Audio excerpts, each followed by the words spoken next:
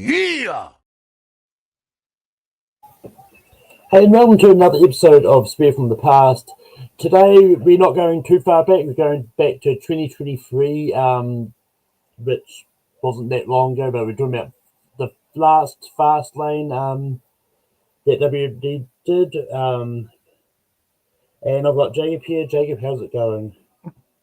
It's going well. Thank you for having me. Excited to talk about this pretty decent show.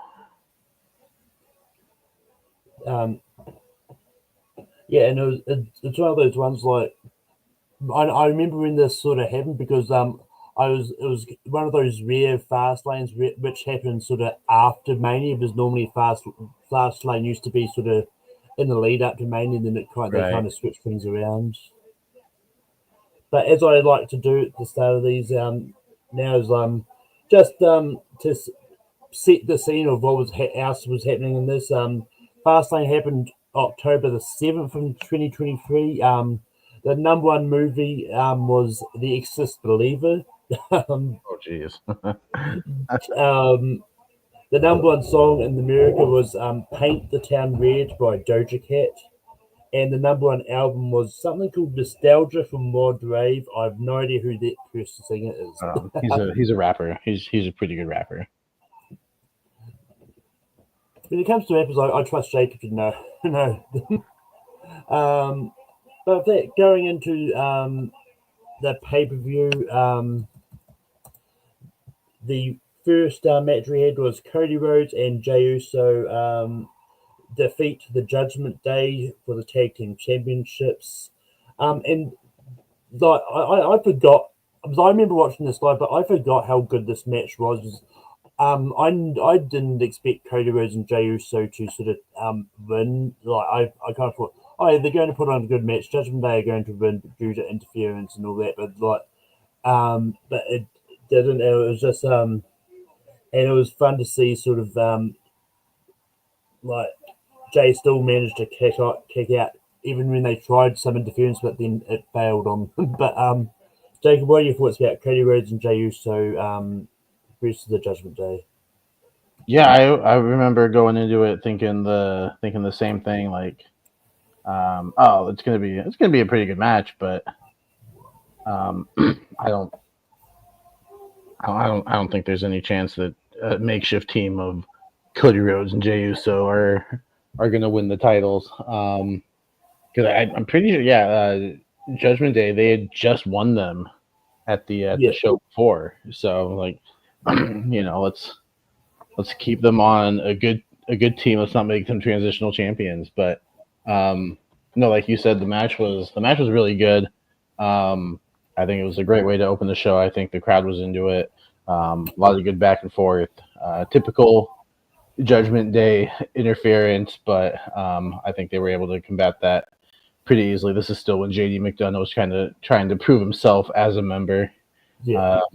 And so, yeah, no, you had, like, I think they said on commentary too, you had 4 main event caliber wrestlers in the ring. And yeah, it was a great way to open the show. I remember the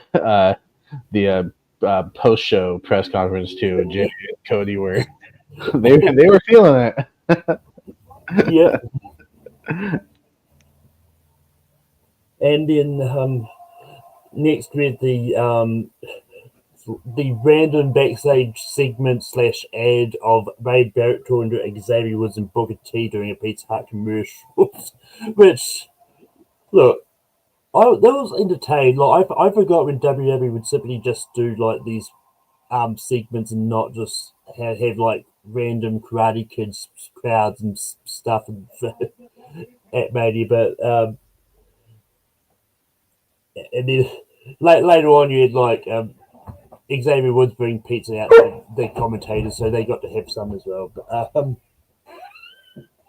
But any thoughts on the Pizza Hut advertisement, Jacob? Yeah, I mean, it was fun for what it was. It wasn't atrocious like some of these backstage, ad segments can be. It was fun given who was involved, and I like the callback to Bad News Barry. I'm afraid I got some bad news. It was fine. Yeah, but Next up, we had the LWO, which was well at the start of the match. I was Rey Mysterio and Santos Escobar, but then Carlito comes out clutch last minute versus this Bobby Lashley and Street Profits, which I think this was before they were officially known as the Pride. But yeah, I mean this was a fun match, like to start off there, and there was just was like you kind of knew someone was going to eventually come out and help them. Like, because so I believe Dragon Lee was taking out like I was, the night before on SmackDown, and yeah, it's like oh, who's going to team with the LWO? It's like they've got no one left, and then like so you like the way the company was set up, you just knew someone was going to come out. It's like and I think at this point everyone predicted it was going to be Kalito anyway, because like he's been like returned to help the LWO quite a bit.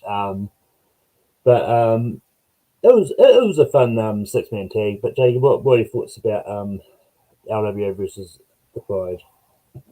Yeah, I think you summed it up perfectly. It was fun. There was nothing egregious about this. There was nothing that's going to stand out other than us marking Carlito's return to WWE. I believe since I think the last time he was seen was Backlash.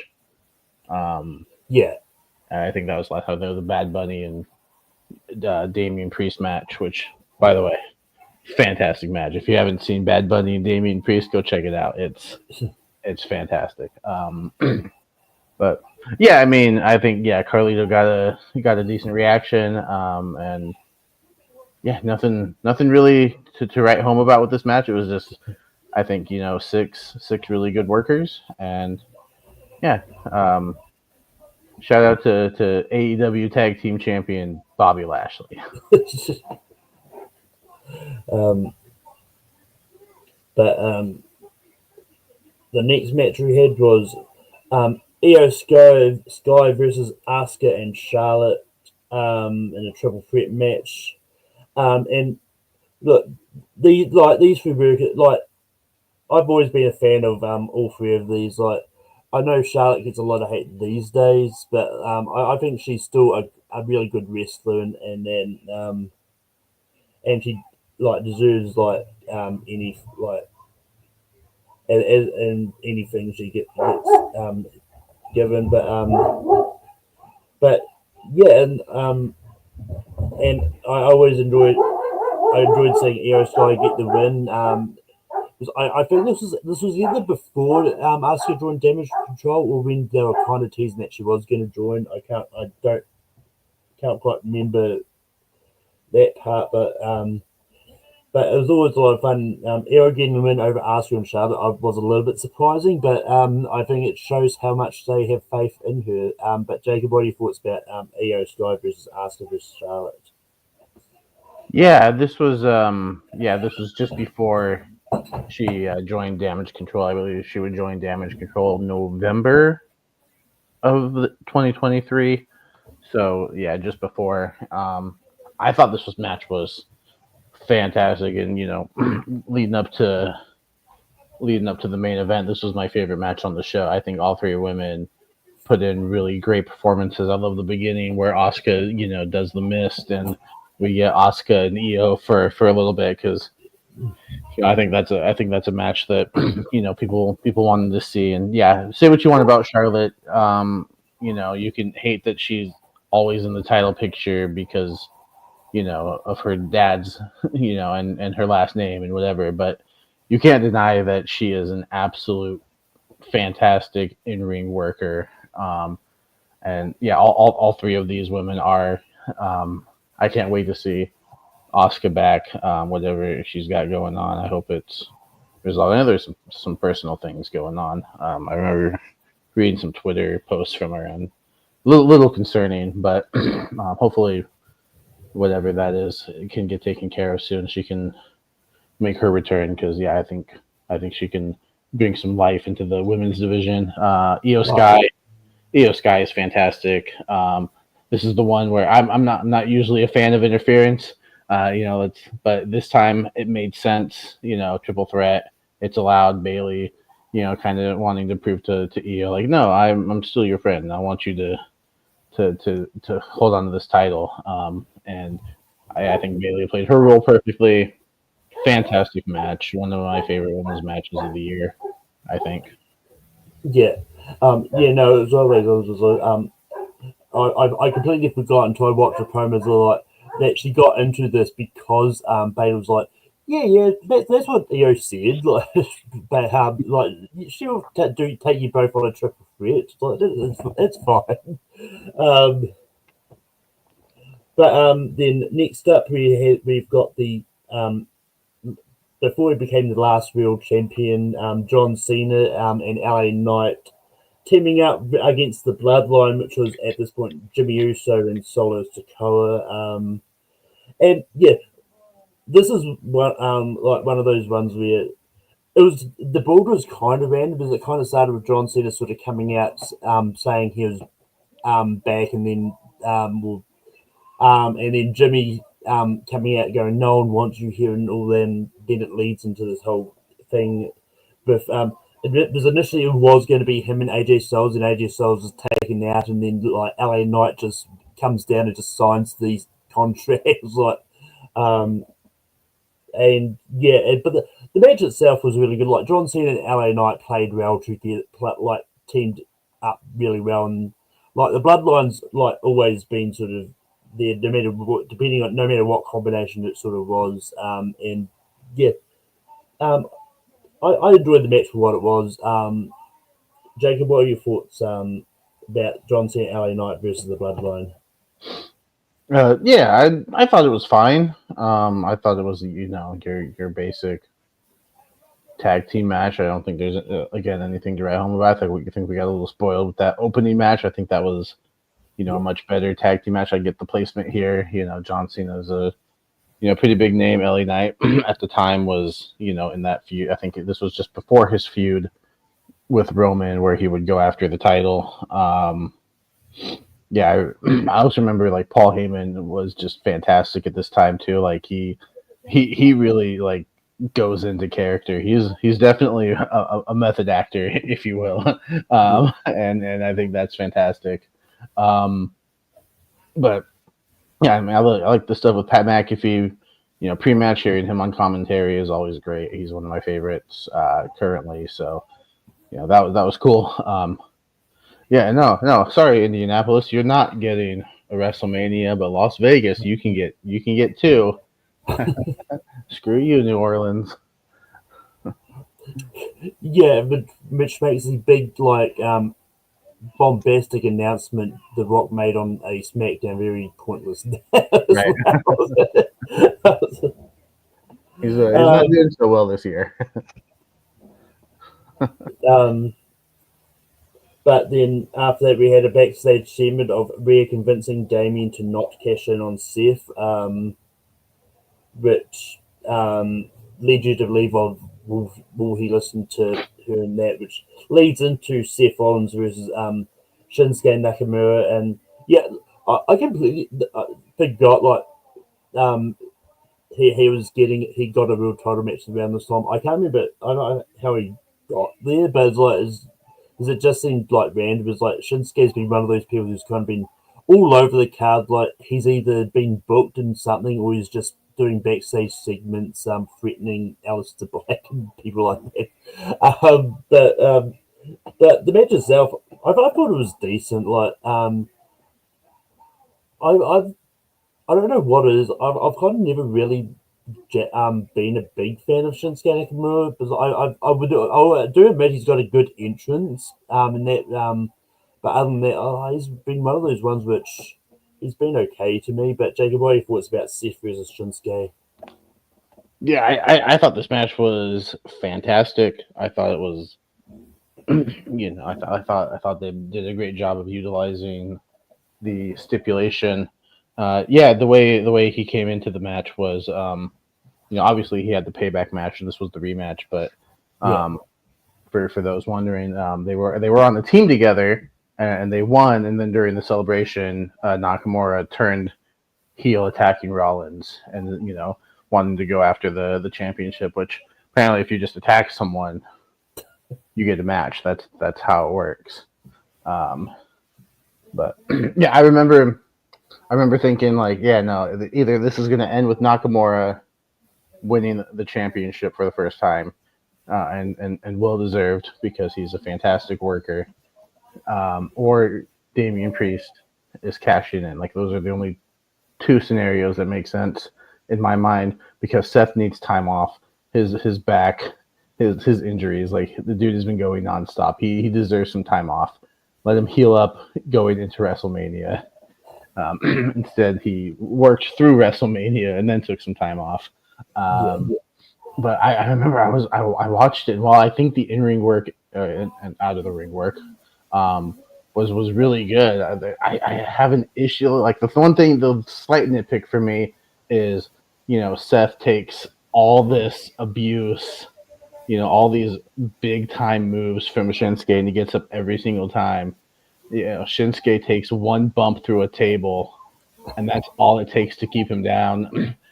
I would like to see it, maybe a couple more, maybe Shinsuke, gets up and, Rollins really has to fight through to get the victory. But that's my one nitpick with it. Other than that, like, yeah, I would have yeah, loved to have seen a Damian cash. And obviously the cashing we got with Damian was better, cashing in at WrestleMania. And yeah, it's a bigger stage, obviously. But yeah, I just remember, like, I'm a huge Nakamura fan ever since he came in to the company. His first match with Sami Zayn at that Dallas Takeover. Um, just unfortunately, like he just hasn't been booked well. I don't know if he did something backstage. He's just not fitting into the plans right now. His U.S. title run was less than stellar. Like I don't know, but hopefully he can turn it around. Or maybe he goes back to Japan where he can be booked a little bit better. As long see, I'm one of those like I don't care where you wrestle.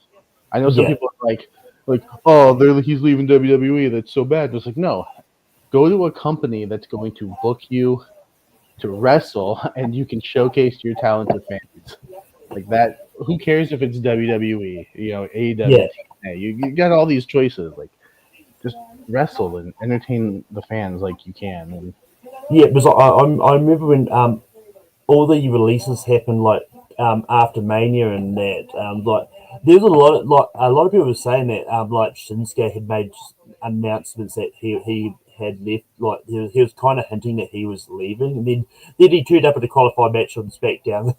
right. So he's definitely not left, but it's one of those ones like I don't know. It looks like they're kind of setting up a feud between him and Aleister Black at the moment. With Oh, his promo, yeah. Um, because I think because I know this is unrelated to Shinsuke, but I read an interview a snippet of an interview with Aleister Black who kind of said that something that like he likes working in WWE because he thinks the backstage is really good, and like it's always good to see familiar faces around there. It's like mm, and that so like he definitely had his reasons for returning. Like whether or not he had issues with AEW, that's why he left. But yeah, he seems to be glad to be back as well. But if you could go back in time 2 years, what would is any booking decisions you would change about this pay per view? um, yeah, I think I'd give Nakamura the title, or yeah, I think that's what I would do. Like I think Nakamura deserved a title run. I think he at that time was doing some really good work. And say what you want about the language and the promos and whatnot. I think that's a minor gripe. Bring a manager in or something. That's worked before, so I would have given Nakamura the title on this night. I remember on the Lonely Marks, which you can see on Thursdays at 10. Um, I think that was I mentioned it then too. Like like yeah, either give Nakamura the title or make the ending a little bit more drawn out to where Shinsuke didn't just take the one big move and was done. Yeah, and like to add to that, there's honestly that's probably what I would have done. Suggest to look, really isn't much I would change about this this pay-per-view specifically, but yeah, because I think um if Shinsuke got the title, like you can like Seth can have that a little bit of time off, then maybe do a big return at the Rumble, and then you can and have um like Shinsuke Rollins at Mania that year, and maybe still have him factor into the help Cody in that as well. But then that way, like Seth isn't hurting as much as he is when he's going into that Mania. So it would definitely help both out. Um, but yeah, out of 5 stars, what would you rate this pay per view? Yeah, it's one of those pay-per-views where there's nothing that's really bad on the card, and I remember thinking like Shinsuke and Seth could be a sneaky match of the year contender. So um, out of five, I'd probably go like a 3.75. Yeah, for me, I've been a little bit higher. Um, I've been rewatching it. Like there was nothing that I really didn't enjoy about this. Like there was like a couple matches I thought like could have been better, but there's nothing much that I really hated either. But so I've probably gone a little bit higher. I went 4.5 out of 5 for me. It's like I think it was just really fun for me. But it's time to see what spin the wheel and see what the next pay per view I'm going to do, and hopefully I don't have to spin it too many times. It depends on if what comes up is on Netflix. That's I don't know if there's anywhere I can watch ECW pay-per-views at the moment. Just put everything on Netflix, WWE, that'd be easier. Invasion 2001, which I'm pretty Okay. sure it.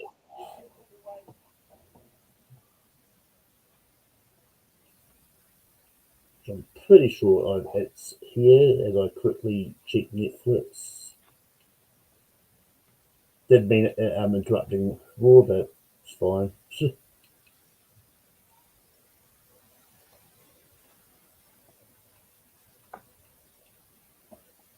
Yep, it is there. Invasion 2001 is on Netflix. So Invasion 2001 is going to be the next one I do.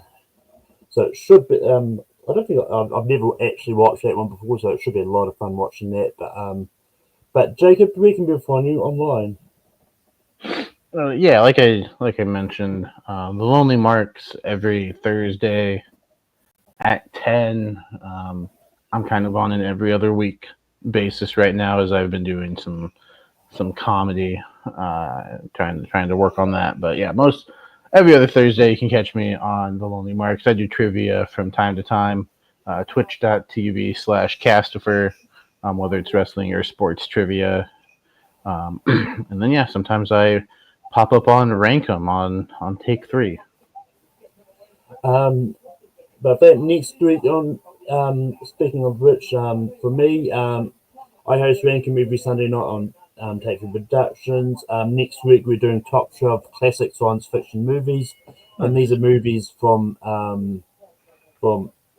up to the end of the 60s. Because we've already done 70s and onwards, so it'll be up to the 60s. So I a lot of thought for fun stuff. sure that would have been a Mission Impossible like runaway. So I'm glad it wasn't. Yeah, no, I'm not gonna lie. I thought for sure. I think if I hadn't accidentally made the poll, I only pick one option, then maybe it would have Mm, been. Because there's definitely some people who voted for classic science fiction that I know for sure would have also voted Mission Impossible as well. Um, um, but you can also find me hosting Spear from the Past every Monday. Next week we'll be talking about Invasion. And yeah, I pop up here and there from time to time. In fact, in about half an hour, you can see me on the Movie Hero Network with a bunch of people as we recast the Godfather movie. Oh, that's right. Should be a lot of fun. But until next time, that is the end of the show as I find a clip to go out on, and I think this is appropriate considering he appeared in the backstage segment. I'm afraid I've got some bad news.